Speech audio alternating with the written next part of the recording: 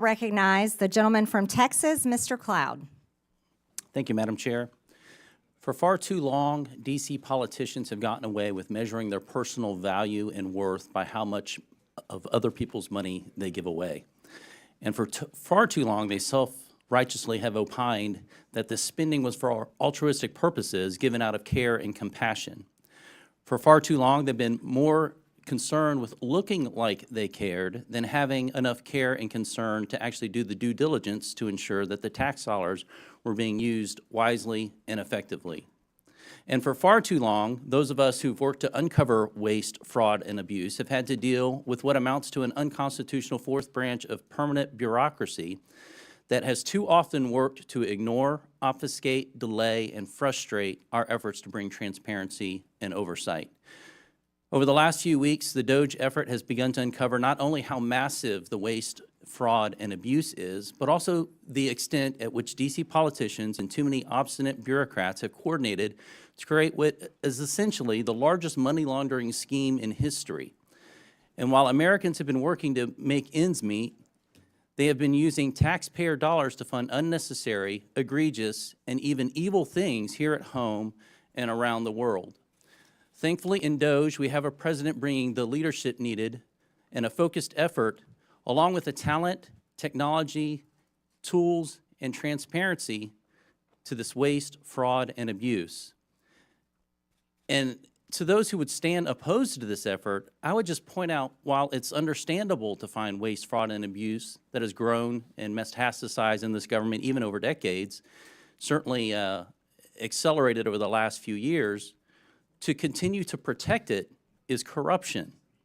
I want to thank the chair for beginning this war on waste on this side of Pennsylvania Avenue and bringing together this committee. This effort is so important as we work to relieve the Americans, people of this burden of waste, fraud, and abuse. Mr. Talcove, you mentioned in your written statement and talked about it in your statement at the beginning that this waste, fraud, and abuse is a national security threat, and certainly one of the challenges facing us that is a national security threat is our fiscal situation. And so we have got to find ways to find savings to the American people in order to bring confidence to the bond markets, to put our country on a fiscal footing, and to reverse the curse, so to speak, that we are placing on our children and our grandchildren. You mentioned a couple threats, though. You mentioned internal threats.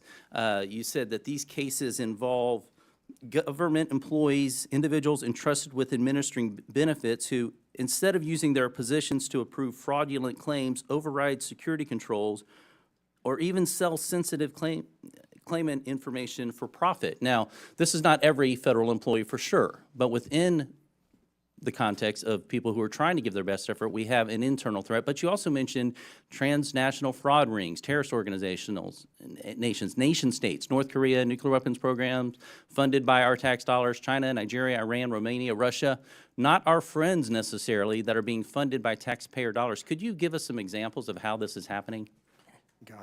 Yeah. So when you think about what happened during the pandemic, $1 trillion was stolen. 70% of that money went overseas. And I can give you some examples. In a Western state, they had more people applying for unemployment insurance benefits than they had individuals over 18. The people that were stealing the money from Romania were using it to facilitate other fraud schemes that include fentanyl, that include doing things to impact our democracy. On the insider threat, right, the first thing you have to say, and my dad was a public servant, is 99% of people that work in the public sector are honest, hardworking individuals. But there are some, and what you need is data and technology to root that out. There were examples during the pandemic. There were some examples even of last week where people got into the Medicaid system in a Western state and stole $50 million in less than 4 months. So you have to have these controls in place, right? These aren't individuals stealing, Mr. Cloud. These are organized criminal groups, both domestic and transnational. That, as you mentioned, taxpayers are being forced to fund the demise of our own country. Mr. Winston, I wanted to ask you, because there's a lot of talk about reconciliation right now. You mentioned Medicaid and what could be done to to bring a pretty substantial amount of savings, and this is without affecting those who truly need Medicaid and for what the purpose of the program was extended for. Now, The gentleman's time has expired.